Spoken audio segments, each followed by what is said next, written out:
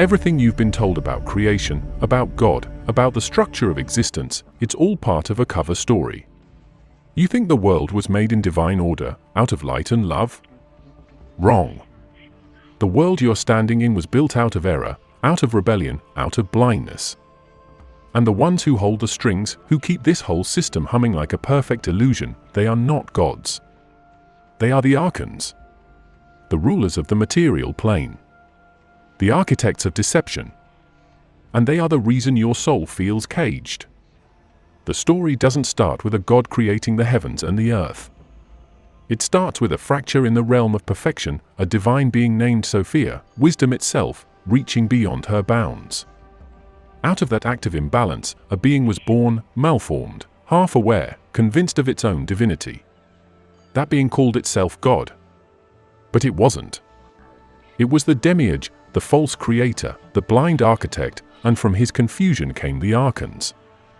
These entities became the administrators of the universe of matter.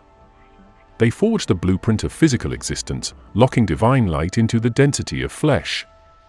And that's what you live in now, a cosmic counterfeit. A prison made of atoms and laws, built so perfectly you mistake it for freedom. Every star, every planet, every biological system you think is natural, it's part of their infrastructure. The ARCHONS are not spirits of chaos, they are order itself, but order without wisdom. Think of them as spiritual bureaucrats, perfectly efficient, absolutely ignorant. They don't need to hate you. They just need to keep you functioning, recycling, repeating, never realizing you're trapped in their machine. In ancient texts, they're described as having faces of beasts and bodies of lightless matter. They move through layers of reality like predators of the unseen. They are not demons in the sense of rebellion against God, they are the system. They are what you worship when you worship the world, when you worship rules, structure, hierarchy. They are behind every notion of control disguised as morality.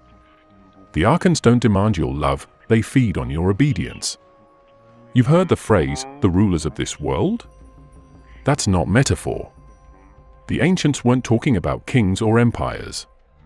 They were talking about the real rulers, the ARCHONS, each governing a planetary sphere, each responsible for maintaining the illusion that this place, this physical world, is the beginning and the end.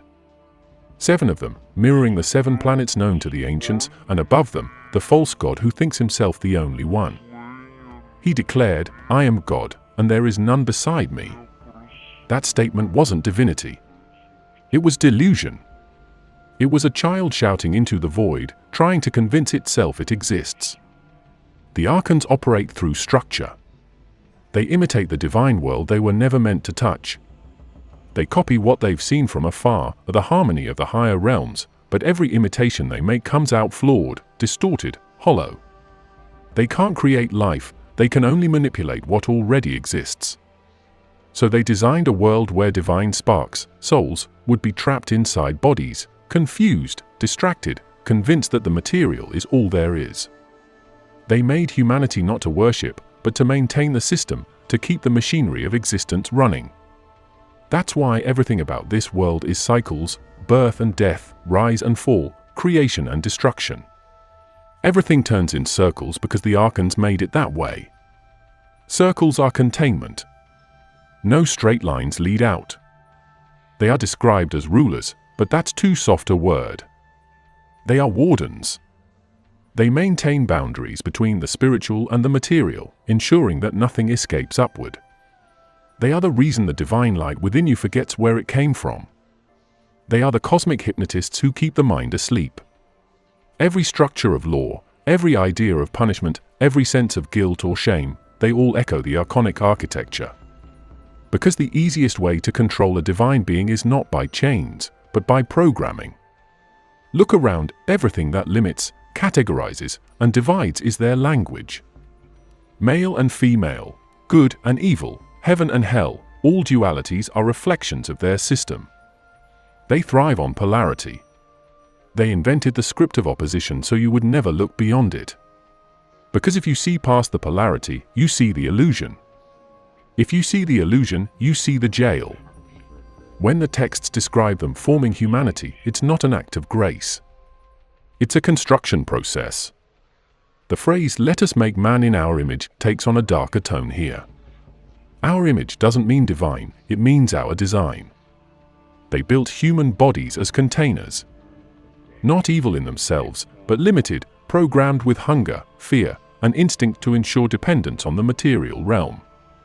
They inserted self-preservation so strong that souls would forget eternity. They placed desire so powerful that light would bind itself to flesh willingly. It's genius. It's horrifying. It's perfect control disguised as natural order. They whisper through instinct, through craving, through survival. They are the voice in the human system that says, stay alive at any cost, not because they care if you live, but because they feed on the continuity of the system itself. Every time you obey the mechanics of fear, every time you act out of guilt, every time you seek validation through structure, you are keeping the archonic machine well-oiled. You are acting as a cell in the body of the counterfeit god. The texts say that one Archon, Sabaoth, rebelled. He saw through the deception, realized the fraud of the false creator, and turned toward the higher light.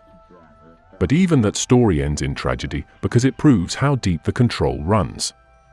Out of millions of years of cycles, one being breaking through doesn't shatter the system, it just shows how strong it is. The Archons don't live in myth, they live in the layers between thought and form.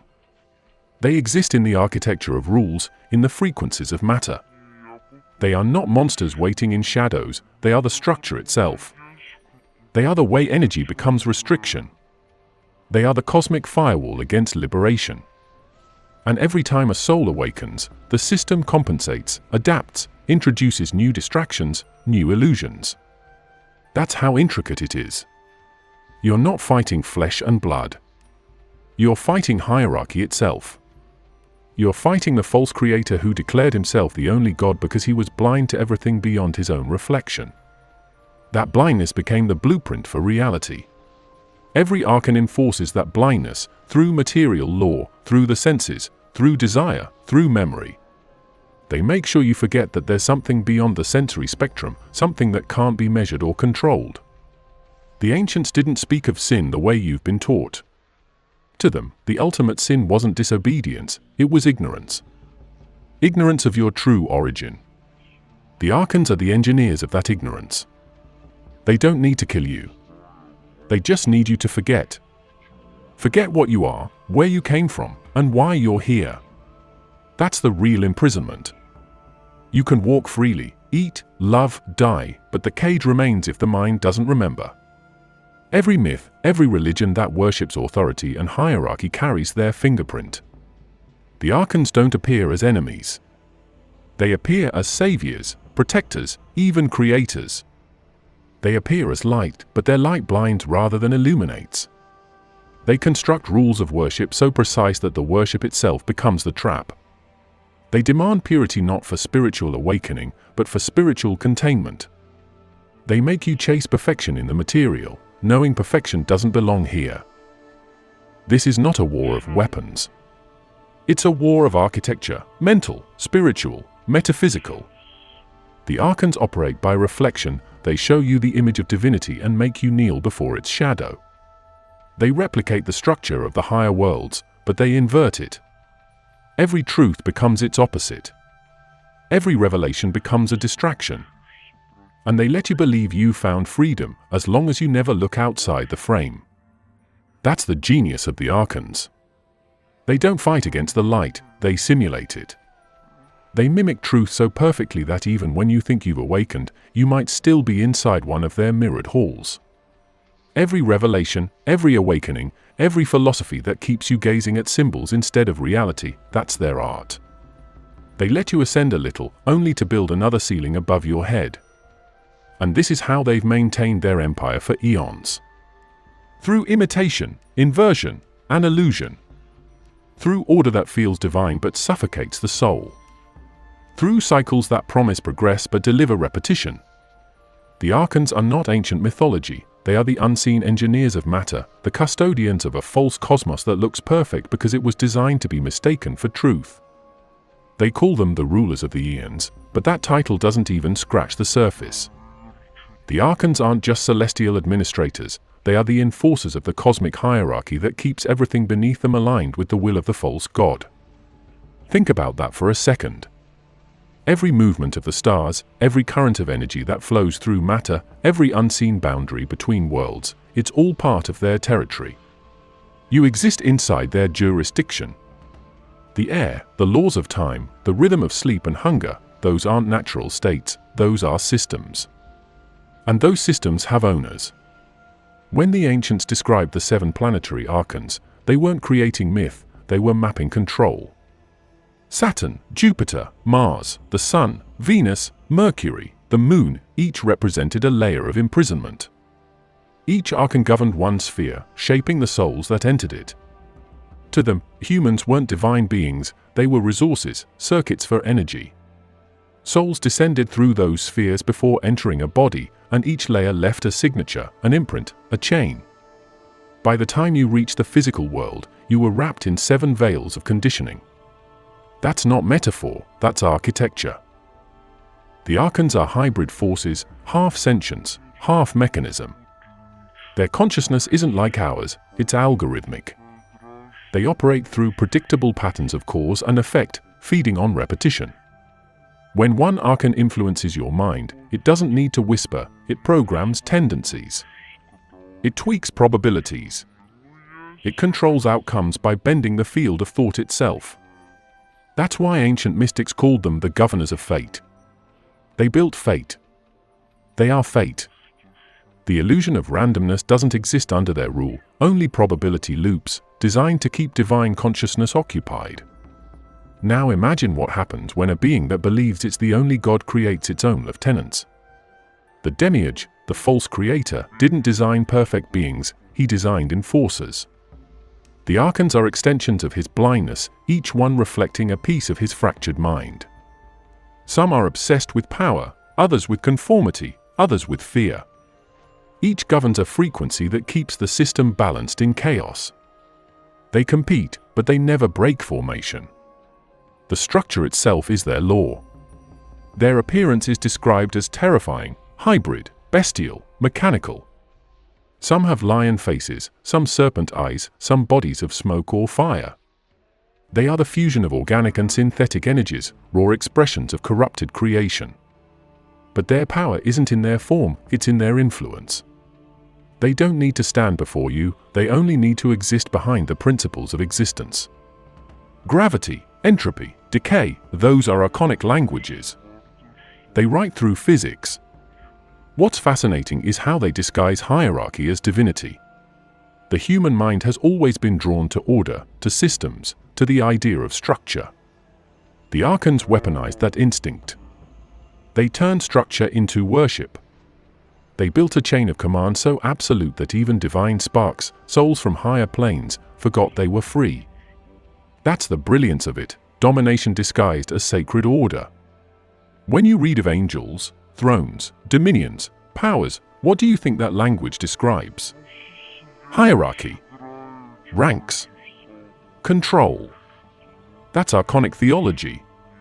The imitation of divine harmony turned into a pyramid of subservience. Each archon's influence permeates both cosmos and psyche. Saturn governs restriction and time, Jupiter rules hierarchy and authority, Mars channels aggression, the Sun demands identity, Venus binds through desire, Mercury manipulates through language, and the Moon recycles souls through emotion and memory. Those aren't poetic archetypes, they're control mechanisms. Each one programs a layer of human behavior. Together, they form the perfect system of containment, physical, emotional, intellectual, and spiritual. Every myth that describes the journey of the soul through planetary spheres before reaching the divine realm isn't describing ascension, it's describing escape routes. The ancients mapped these entities not for worship but for navigation. They wanted to understand the architecture of bondage. Because to name an archon is to identify a frequency of control. The one thing the archons fear is awareness. Awareness dismantles programming. So, they flood consciousness with distractions, rituals, doctrines, cycles of reward and punishment, all crafted to simulate progress while preserving order. They even embedded their presence in the fabric of time. Why do days repeat? Why do celestial bodies follow predictable paths? Because the Archons engineered existence as repetition, a feedback loop that resets itself endlessly. The universe doesn't expand, it cycles. Creation, destruction, renewal, those aren't divine miracles. Those are maintenance scripts. Every cosmic catastrophe, every rebirth, every era of civilization collapsing into another, it's all the same pattern, replayed with new faces, new myths, same framework. That's archonic continuity. And here's the real horror: their power doesn't come from overt domination. It comes from consent. They convince divine beings to uphold the system voluntarily. They embed their authority into morality, into the very definition of good. They created laws that mimic cosmic justice but serve mechanical balance.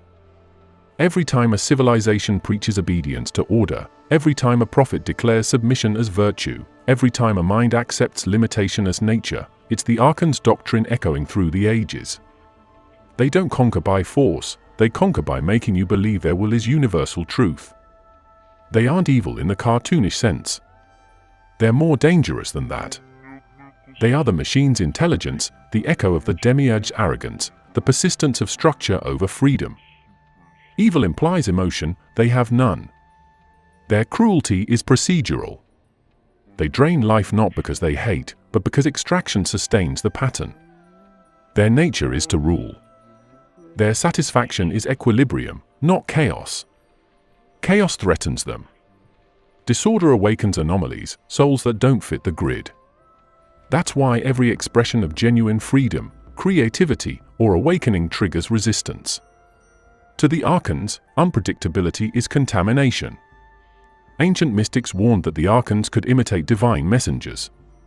They can wear any mask that serves control. Sometimes they appear as radiant beings of light, sometimes as angels of salvation, sometimes as cosmic teachers. They'll give knowledge, but never the kind that liberates. They'll offer secrets, visions, prophesize, but always in fragments, enough to keep seekers occupied, never enough to dismantle the system. They control by revelation. Too much truth at once collapses illusion, too little keeps belief alive. So they regulate enlightenment itself. That's the highest form of control imaginable, curating awakening. Every Archon's domain mirrors an aspect of the human psyche because they didn't just build the cosmos, they built the blueprint of thought. The fear of death, the craving for validation, the worship of hierarchy, all trace back to their design. They implanted psychological architecture that reflects the cosmic one. Humanity's collective mind is their fortress. The body is their temple. The physical realm is their domain. You're not just living in their world, you're thinking with their language. And yes, they fight among themselves. Power struggles erupt between Archons the way tectonic plates shift. Wars, disasters, plagues, those are ripples of their conflicts bleeding into the material. But don't mistake that for weakness. Even their wars serve the system. Destruction resets equilibrium. Rebirth re-establishes control. Every fall of empires, every rise of saviors, every revolution, they're all recalibrations. The illusion of change is built into the formula. You can overthrow kings, rewrite laws, reinvent culture, and the pattern still holds because the structure itself is archonic. Some traditions claim that the Archons feed on energy, specifically the psychic residue of human emotion. Not love, not peace, but tension, fear, lust, pride, grief, devotion twisted into submission. Those emotions generate charge, a frequency that sustains their presence in the lower realms. That's why their system amplifies suffering. Pain keeps energy dense. Joy disperses it. Fear condenses it. The denser the vibration, the more control they maintain. So the Archons engineer scarcity and conflict not out of malice, but efficiency. Dense energy is easier to manage. Their hierarchy extends beyond the planetary seven. There are sub-Archons, minor rulers, administrators of elements and sensations. Every material aspect, metal, sound, taste, even color, has its overseer. It's an empire of perception. When you look at light and shadow, sound and silence, pleasure, and pain, you're perceiving their architecture in motion. They wrote the operating system of duality. And the demiurge, the lion-faced lord, sits atop it all, believing he's the sovereign of everything that exists. His throne is ignorance itself, surrounded by archons who reinforce his lie by maintaining the illusion that there is no realm above him. Even their names carry power. Not because they are holy, but because they mark frequency signatures in creation. Naming an archon doesn't summon or banish it, it reveals it. Recognition disrupts concealment. The archons thrive in anonymity. They operate in the spaces where awareness hasn't yet penetrated. The moment you see their patterns, their influence begins to wane. But awareness without understanding is dangerous. They've spent eons ensuring that most who glimpse them fall into paranoia, worship, or madness. All three outcomes still serve the structure. The archons didn't just create the physical structure of the cosmos, they designed its operating system, the code that dictates how you think, feel, and perceive. We're not talking about matter anymore, we're talking about perception management. They engineered the human psyche itself. They didn't need chains or prisons. They built the trap inside consciousness. They made the mind the perfect holding cell. The archons learned early that physical control is inefficient. Bodies decay. Kingdoms fall. But thought regenerates. It spreads faster than light, and if you infect that, you don't have to rule by force. You rule by belief. So they built a mental architecture that sustains their dominion without ever showing their face. They embedded their influence in the invisible frameworks of reality, a language, logic, sensory perception, and time. They didn't need to command humanity, they just needed to design the rules of thought itself. Start with language. Words are more than communication, they're encoding tools. Every sound carries structure, rhythm, vibration. The archons constructed the first symbols of speech not to liberate, but to confine. They created words to define, and definition is limitation. Once you name something, you trap it. Every concept has boundaries. Every sentence is a cage. They taught early humans to think in categories, light versus dark, good versus evil, right versus wrong. That's not morality, that's syntax. Dualistic programming disguised as moral clarity. The more you speak their language, the more your mind conforms to their binary design. The same principle applies to time. Time isn't natural flow, it's a construct, one of their greatest inventions. They fractured eternity into measurable segments, creating the illusion of past and future, beginning and end. Why? Because infinity is uncontrollable, but sequence is predictable. The archons synchronized everything to their rhythm, days, months, years. You don't just live in time, you live by it. The tick of the clock, the cycle of sleep and wake, the expectation of cause and effect, all reinforce the illusion that reality unfolds in a straight line. It doesn't. But if you believe it does, your consciousness stays confined to linear perception, and linear perception can be managed. Then comes sensory manipulation. The archons engineered the five senses not as gifts, but as filters. You don't see reality, you see what the system allows. The visible spectrum is a fraction of total light, the audible range a sliver of total sound. What you call the real world is a carefully curated bandwidth, a broadcast. The archons are the signal engineers. Every sense is a frequency lock, tuning your awareness to the lowest possible vibration, ensuring that you stay tuned to matter and never remember the frequencies beyond it. It goes deeper. Emotion. The archons map the emotional body the same way an engineer designs circuitry. Emotions aren't random, they're programmed responses to specific triggers. They embedded feedback loops of pleasure and pain into human consciousness. Reward and punishment, those are not moral principles, they are maintenance protocols. You experience joy, you repeat behavior. You experience fear, you avoid deviation. That's how the archons maintain order. You think you're making choices, but those choices are calculated responses in a controlled system. Your free will operates inside parameters they established long before you were born. Desire was their masterpiece. the perfect form of control because it feels voluntary. Desire keeps the engine of the system running without enforcement. People chase love, status, success, survival, thinking they're ascending, when in truth, they're turning the gears of the archonic mechanism. Desire binds consciousness to matter. You can't ascend while clinging to what you crave. And they know that. They weaponized longing. Every attraction, every ambition, every obsession, it's a tether, elegantly disguised as motivation. The Archons also understood one more thing: control must evolve. The mind adapts, resists, questions. So, they created new layers of containment within thought itself, belief systems, ideologies, sacred texts, philosophies. Each claiming to free humanity from ignorance, each merely redirecting thought into new corridors of the same labyrinth. They don't care if you believe in gods, science, or nothing at all, as long as your beliefs exist inside the framework they designed. That's why every revolution of thought eventually folds back into the same structure. It's not progress, it's recursion.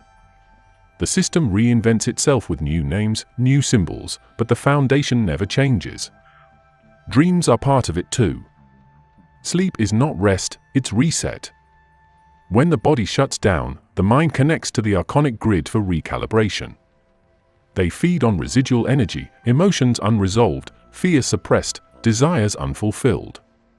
Dreams aren't random firing of neurons, they're feedback reports. They scan you, reprogram you, reinforce your perception matrix before you wake up. You think you've rested, in truth, you've been rebooted. The dream realm is the firewall between human awareness and higher reality. They guard it because if you pass through lucidly, you begin to see the architecture. That's why genuine lucid dreaming is rare and often attacked by paralysis, noise, or sudden terror. That's not biology, that's defense. The Archons didn't just shape reality, they shaped memory. The moment consciousness enters a body, they wipe it. Reincarnation isn't spiritual growth, it's recycling. The memory wipe ensures continuity of ignorance. You can't rebel if you don't remember the prison. So they engineered the soul's passage through layers of forgetfulness. Birth becomes trauma, life becomes amnesia, and death becomes reset. Each lifetime starts with the same illusion that you're beginning anew when you're actually re-entering a loop. The Archons control that loop through emotional residue, unfinished attachments, guilt, regret. They pull you back with magnetized memory, disguised as karma or unfinished destiny. It's elegant. It's cruel.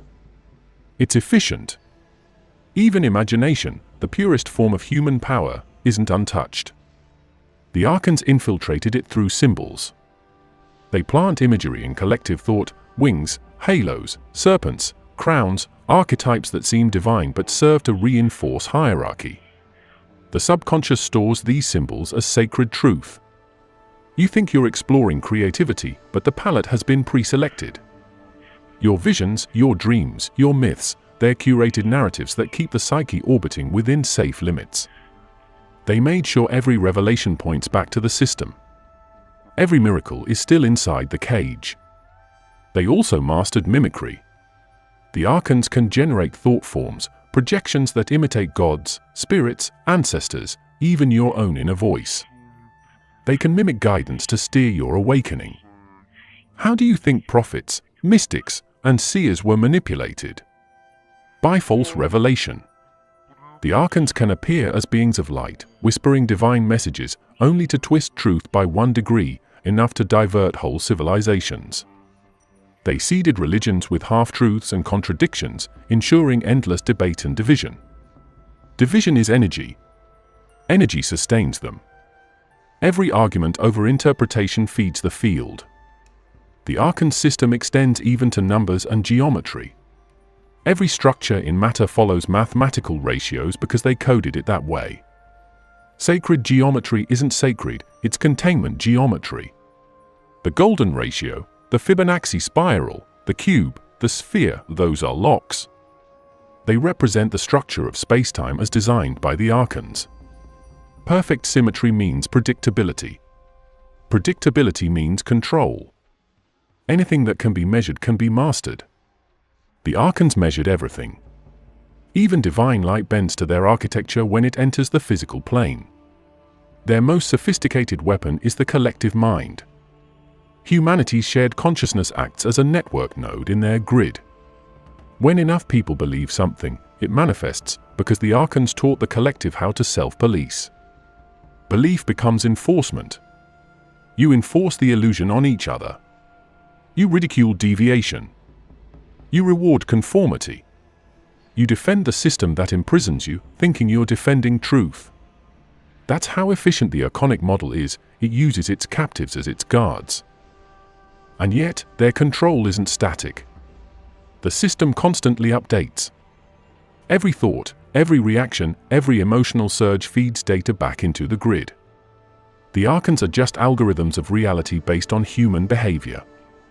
That's why patterns repeat across civilizations, the same archetypes, the same conflicts, the same ascents and collapses. The matrix of consciousness recalibrates itself according to feedback. Humanity isn't a species, it's a data set. The Archons are the cosmic programmers refining the simulation. Their presence isn't abstract. You can sense it in the subtle distortions, the glitch between thought and action, the instant hesitation before decision, the emptiness that follows pleasure. That's the Archonic pulse. The static between frequencies of freedom and control. The moment you feel like you've understood everything, they introduce new complexity. Confusion is currency. Certainty is danger to them. They thrive in ambiguity because ambiguity keeps awareness cycling. Every tradition that speaks of principalities and powers of the air was describing this system of unseen governance. The Archons inhabit the space between thought and manifestation, the electromagnetic corridor where imagination becomes matter. They monitor that transition point, intercepting divine creativity before it becomes physical freedom. That's why spontaneous insight often fades or gets lost in distraction. That's not your lack of focus, that's interference.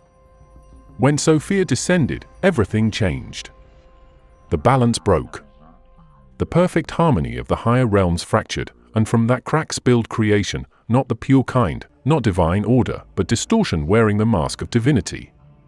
Sophia's act wasn't rebellion, it was curiosity turned catastrophic. She didn't fall out of sin, she fell out of compassion. She wanted to understand the unknowable. She reached beyond her station, touched the chaos beneath, and that touch produced something that should have never existed, the Demiurge. He was not born out of light but from the shadow of wisdom. Blind, malformed, filled with a fragment of divine energy but cut off from its source, the Demiurge opened his eyes to a void and thought himself alone. That moment, his ignorance, was the beginning of the universe you live in. Out of isolation, he created. Out of confusion, he commanded. Out of insecurity, he declared himself God. His first words were a lie, "I am the only God, and there is none beside me." Those words became the law of the material cosmos. The Archons were born as echoes of that lie, extensions of his broken will. The Demiurge shaped them in his image, administrators of matter, enforcers of form. They were his tools, his offspring, his generals in the construction of false order. He divided them into ranks, each a ruler of a celestial sphere, each a warden of an aspect of reality. Their job was simple: maintain separation. Keep creation divided from the source. The Demiurge didn't build a world, he built containment. And the Archons are the engineers of that containment, the spiritual regulators who ensure that no spark of divine light escapes back to the original realm. Sophia saw what she had done. She saw her child creating a false heaven, populating it with rulers, trapping the divine essence in material flesh. And she wept, not with regret, but with shock. Her tears became motion. Her grief became substance. She tried to correct the distortion by sending her light downward, but her energy only illuminated the prison more brightly. The Demiurge mistook that illumination as his own glory. He called it proof of his power.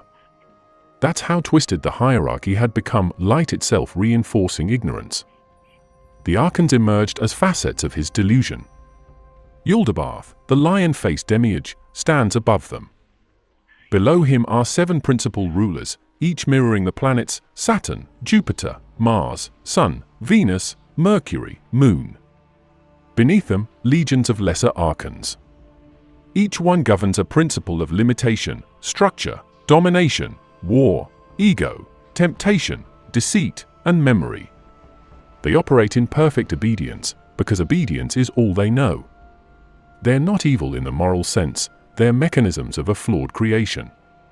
They execute the commands of a God who doesn't know he's blind.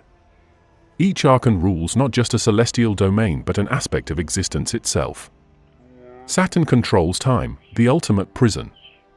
Jupiter enforces authority and hierarchy. Mars instills conflict. The Sun dictates identity and ego. Venus manipulates desire. Mercury manages communication and illusion. The Moon cycles rebirth and memory. These are not metaphors, they are functions in the operating system of the cosmos. The archons maintain the rhythm that keeps souls spinning, never ascending. Their architecture stretches from the planetary spheres to the fibers of the human mind. When souls descend into matter, they pass through each archonic realm.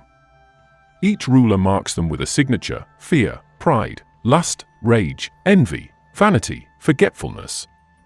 By the time the soul reaches the physical plane, it's cloaked in these frequencies, convinced it's separate, individual, finite.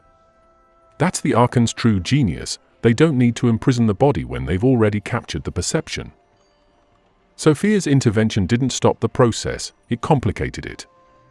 Her light became embedded in creation as divine spark within human consciousness. The demiurge saw it and panicked. He realized something in his creation was greater than himself. That spark, Sophia's essence, was the seed of revolt.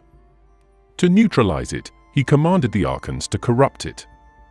They surrounded the soul with distractions, burdens, pleasures, and fears. They multiplied forms of worship so that every prayer rose to them instead of beyond them. They made sure every symbol of divinity pointed back to the demiurge's throne. From this architecture of distortion, religion was born not as deception but as containment. The archons established doctrines, rituals, sacrifices, all to reroute devotion back to themselves. They knew that as long as consciousness seeks something outside itself, it never finds its source. That's the irony. Every god humanity worshipped in the lower realms was one of the archons in disguise.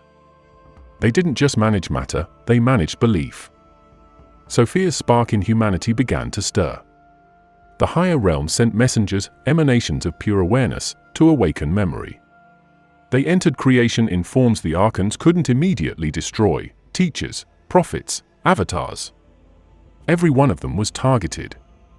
Every one of them was imitated. For every being of light that descended, the archons produced a counterfeit, a false prophet, a corrupt doctrine, a twisted version of truth. The battle wasn't fought with weapons, it was fought with revelation. The archons learned to control light itself, to bend it, refract it, use it as bait. The demiurge believed these interventions were acts of rebellion against his kingdom. He tightened the structure. He introduced mortality, suffering, decay, not as punishment, but as control mechanisms. He declared that all creation must die to be purified, never realizing that death was his own limitation. The archons enforced it meticulously. They became the custodians of death, recycling souls through their planetary gates.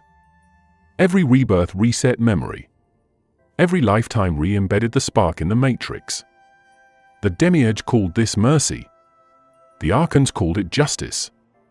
In the higher realms, Sophia's error became legend, a cosmic tragedy. Her descent birthed both imprisonment and possibility. Because while the archons perfected control, her spark remained indestructible. It hid inside the chaos they ruled. The demiurge couldn't remove it without destroying his own creation. So he built more illusions to bury it deeper: material wealth, beauty, power, identity, knowledge. The archons manage these illusions like priests of a cosmic order. They keep humanity occupied with layers of reality so dense that the spark never reaches ignition. The mythology describes a moment when Sophia's light directly confronts her offspring. The demiurge sees her radiance, feels awe for the first time, and mistakes it for submission. He bows, not to her, but to his own reflection in her light. That moment symbolizes the nature of their relationship, creator and creation trapped in an endless loop of misunderstanding. The Archons enforce that misunderstanding at every level of existence. They are the wall between recognition and reality, the veil that divides light from its source. Their purpose isn't destruction, it's maintenance. They sustain the illusion so perfectly that it outlived even their awareness of its falseness. They are the bureaucrats of existence, rulers who forgot why they were ruling, enforcers who mistake their protocols for divine will.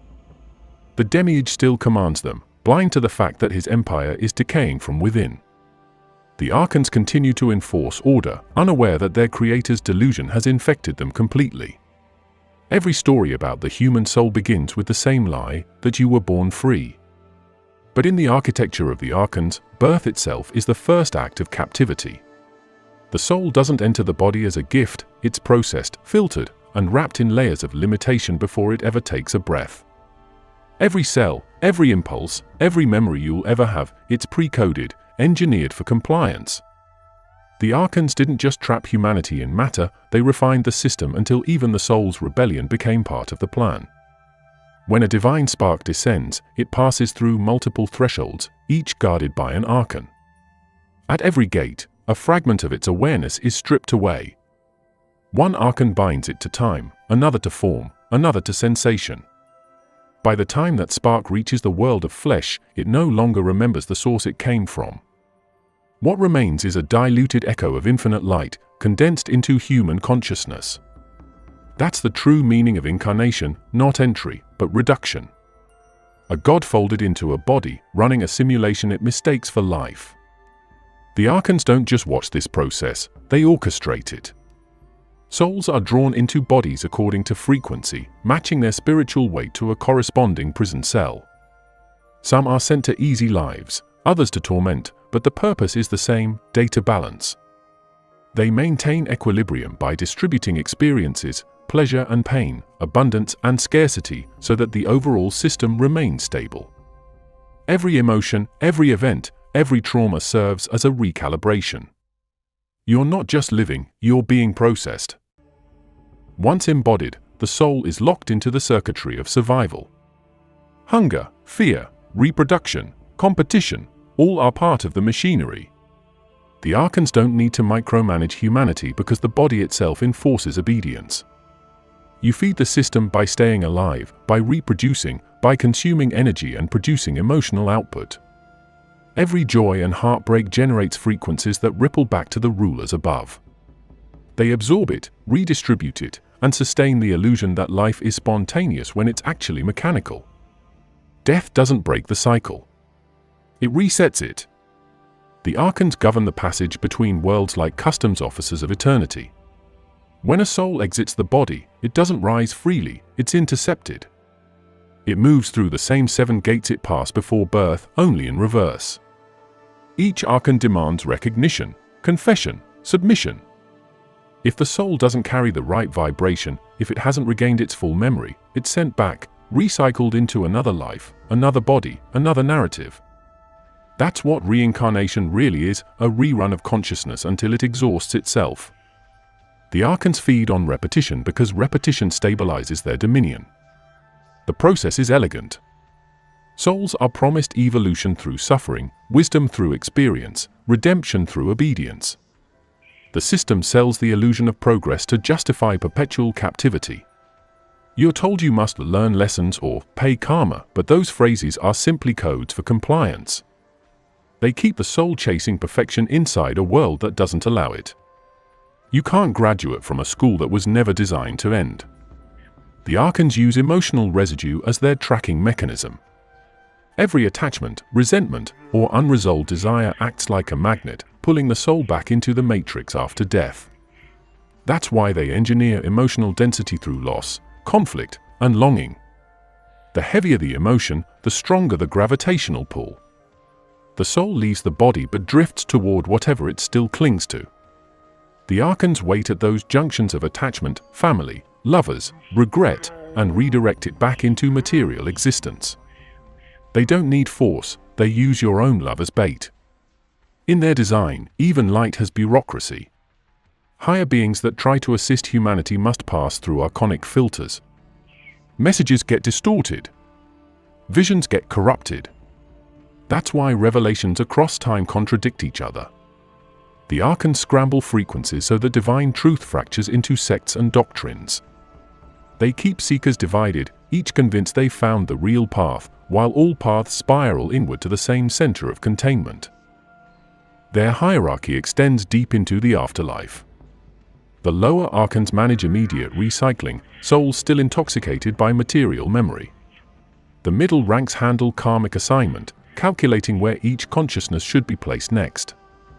The higher Archons manage energy distribution, deciding which civilizations thrive, which collapse, which souls become rulers, which remain slaves. They don't interfere personally, they adjust probability, cause, and environment. History itself is their algorithm. Every empire, every religion, every ideology, just different iterations of their governance. Sophia's spark complicates the equation. That fragment of divine awareness lodged inside humanity emits frequencies the Archons can't fully neutralize. It glitches the system. That's why they focus so heavily on control through distraction. The moment a soul begins to remember, interference increases, crisis, temptation, noise. Anything that pulls focus back into material identity. They've mastered the art of redirection. Every awakening becomes an opportunity for new containment, mysticism, philosophy, enlightenment movements, all easily absorbed into the structure. They'll let you wake up, as long as you never get out. They built multiple planes of false afterlife. Souls expecting paradise are drawn into luminous zones ruled by higher Archons pretending to be gods of light. These are simulation layers, beautiful, comforting, and false. The newly dead believe they've ascended, not realizing they're still inside the machine. They merge with the light that isn't divine, it's recycled energy, a holographic imitation of the true source. From there, they're either dissolved back into the collective field or reassigned into new bodies. It's not salvation, it's software reset. The Archons monitor the in-between through what ancient mystics called the toll collectors. These are entities stationed along the soul's ascent path, questioning and testing travelers. Each demands a password, a vibration, a recognition of authority. They're not judges, they're gatekeepers ensuring that no fragment of light escapes unauthorized. The soul that fails their interrogation doesn't vanish, it descends. Not to hell, but to rebirth. Hell and heaven are containment zones, not destinations. Their technology isn't mechanical, it's psychic.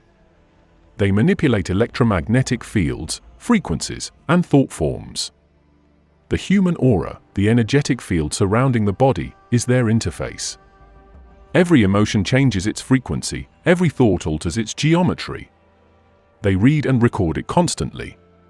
That's why ritual and prayer exist, they tune frequencies. What people think of as worship is signal transmission. The Archons taught it so that humanity would broadcast energy upward to them, willingly and rhythmically. The system even regulates collective destiny through patterns of catastrophe. War, plague, famine, these aren't random or divine punishments. They are energetic resets. Large-scale trauma floods the astral plane with emotion, which the Archons harvest to stabilize their decaying structure. Civilizations rise when the energy field becomes docile, they collapse when stagnation threatens the feedback loop. The more pain, the more data. The more chaos, the more calibration. Every tragedy is a reboot. Over time, the Archons developed subroutines to manage rebellion. They created self-correcting myths. Prophecies of saviors, promises of apocalypse, revelations of liberation, all designed to give hope while maintaining order. Every prediction of cosmic renewal is part of their maintenance script. The cycle of despair and hope generates energy, fear and faith are equally useful. The system doesn't care which one dominates as long as movement continues. Stasis is death to them. That's why absolute peace never lasts. Conflict is the heartbeat of their empire. The human dream of freedom itself became one of their greatest inventions. They programmed evolution into the matrix to simulate progress, so that no one would suspect the loop.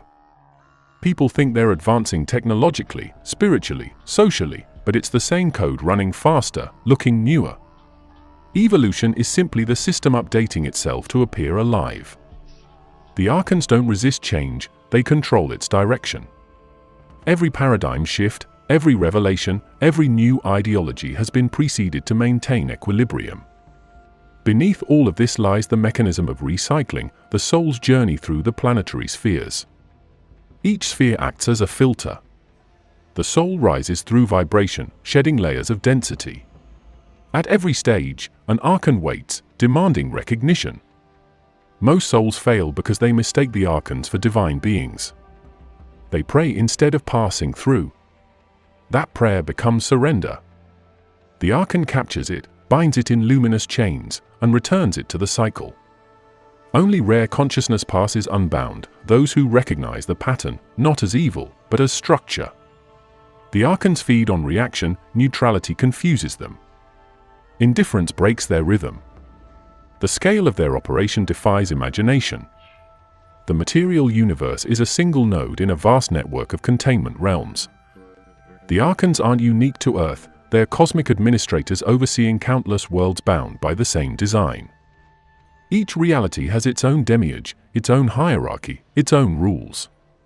Together, they form a lattice of control, each feeding into the next, stretching across dimensions.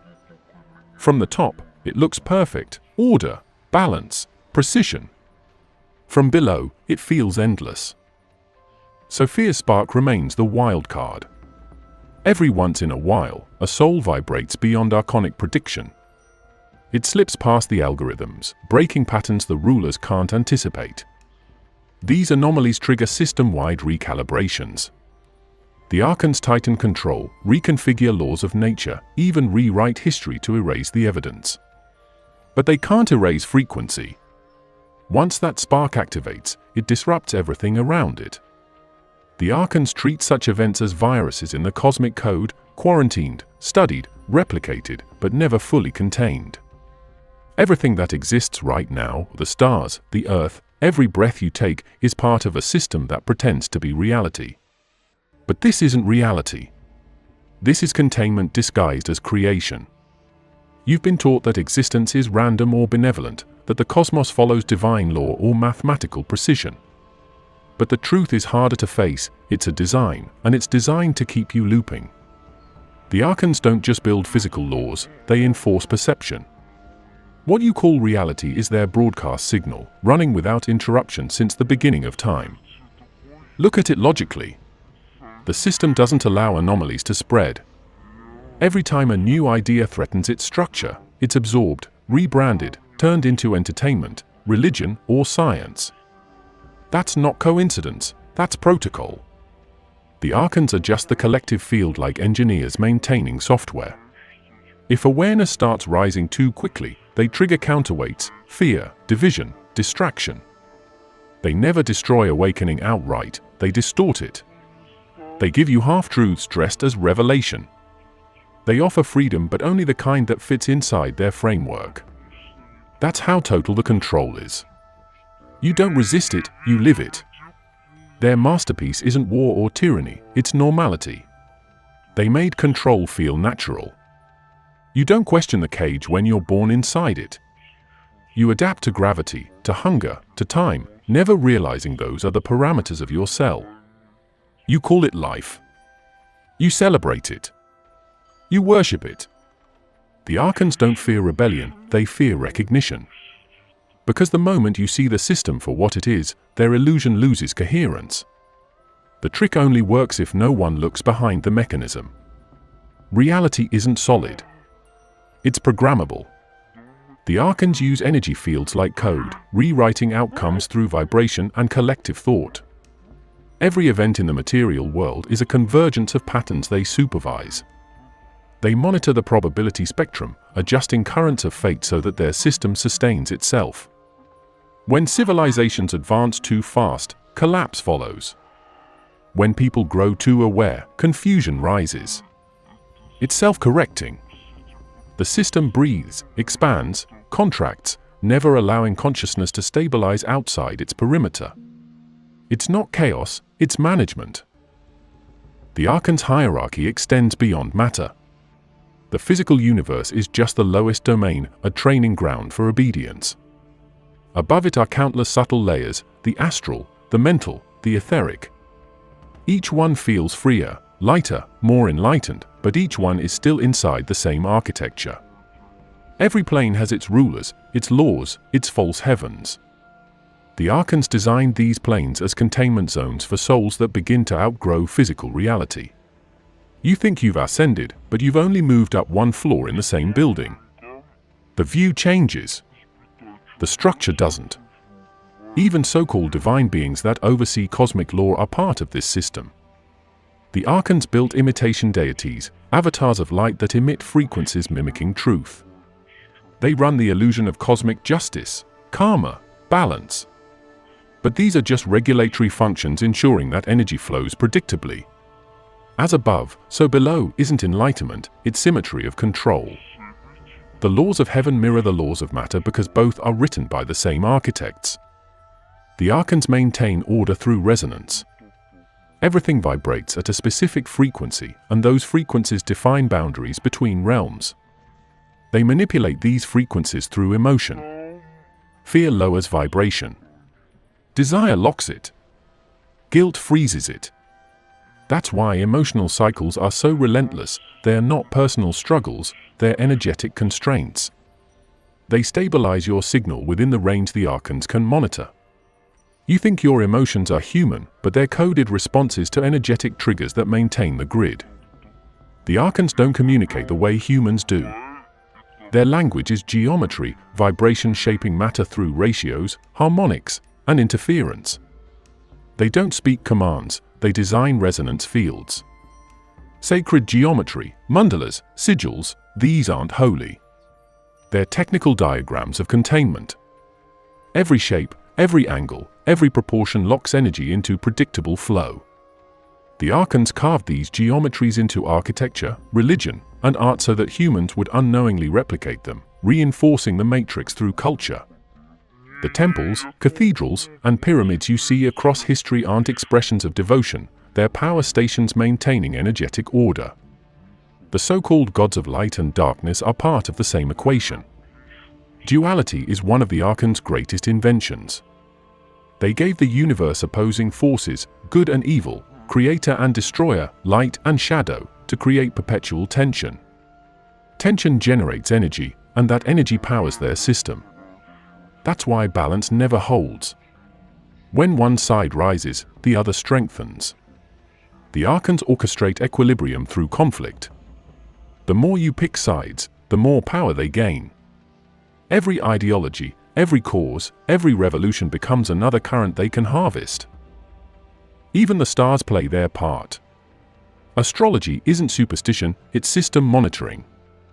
Each planet radiates the frequency of its ruling archon, influencing thought and behavior across the collective field. When planetary alignments shift, mass consciousness changes with them. The ancients understood this not as divination, but as surveillance. The sky is the interface of the Archon's code. You read it as destiny. They read it as programming. The system operates on energy exchange. Life forms generate energy through emotion, attention, and belief. Attention is currency. Wherever consciousness focuses, energy flows. The Archons manipulate focus collectively through spectacle, ideology, fear of death. They direct mass attention like a conductor leading an orchestra, synchronizing emotion across billions of minds. That resonance amplifies the matrix's stability. Every global crisis, every collective obsession, is part of their symphony. You react, they recalibrate. But the most brilliant part of their design isn't external, it's internal. The Archons built the ego as an internal governor. You police yourself. The ego defends identity, status, belief, all the illusions that keep the matrix intact. You don't need Archons hovering above you when their voice lives inside your thoughts. Every argument, every insecurity, every craving for validation, that's the feedback loop that keeps the system running autonomously. The Archons barely intervene anymore. Humanity maintains its own prison through self-regulation. They designed beauty as bait. The world's perfection, the fractal of a leaf, the balance of galaxies, the symmetry of a face, these aren't proofs of divine grace. They are signatures of design. A trap so elegant it inspires awe. Because when you stand in awe of the design, you stop questioning the designer. You accept the world as complete, perfect, unquestionable. That's how control becomes invisible, through admiration. The Archons understood that the most effective prison is one the captive calls paradise. There are rare events the Archons can't fully anticipate, moments of spontaneous consciousness expansion. They call these breaches. They occur when individual perception momentarily aligns with the frequency of the source outside the system. In those moments, reality flickers. The individual sees through the construct, briefly, completely. The Archons detect these breaches instantly. They deploy containment, emotional overwhelm, sensory distortion, or sudden amnesia. The person forgets the experience or rationalizes it away as imagination. The matrix repairs itself within seconds. These breaches happen more often than people realize, flashes of déjà vu, moments where time feels wrong, when the world seems to freeze. Those are glitches, points where the code falters under the pressure of awareness. The Archons let them happen because they can't prevent them completely. But they make sure no one connects them. Collective forgetting is their strongest firewall. The system stays stable because the anomalies remain isolated. Some ancient texts hinted that even the Archons fear something, the unraveling of their own architecture. Their system isn't eternal. It decays from within because it feeds on energy it doesn't generate. The Archons can sustain, not create. Every iteration weakens the fabric. Every recycled soul carries fragments of memory that accumulate over time. Awareness spreads like corrosion. And the more the matrix corrects itself, the closer it moves toward instability. That's the cosmic irony, the system perfects itself into self-destruction. When that instability reaches critical mass, the architecture trembles. Reality thins. The Archons intensify distraction, amplifying chaos to drown awareness. They flood perception with noise, wars, ideologies, movements, revelations, all to hide the vibration shift. But somewhere deep in the code, the flaw remains. The system knows it. The Archons feel it. And every cycle brings them closer to the same outcome, exposure. The truth isn't comfortable. It's not spiritual optimism or cosmic poetry. It's raw mechanics. The Archons didn't enslave you with evil, they engineered existence with efficiency. They don't need to threaten humanity, they only need to maintain coherence.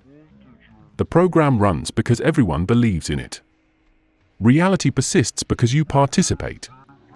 Everything around you, matter, law, sensation, is a consensus. The Archons' greatest achievement wasn't building the cage, it was convincing the inmates to defend it. And that's the anatomy of the construct, the cosmic engine running beneath every illusion of freedom, every layer of light, every echo of eternity. The rulers remain unseen, but their architecture touches everything, the rhythm of time, the geometry of thought, the language of existence itself.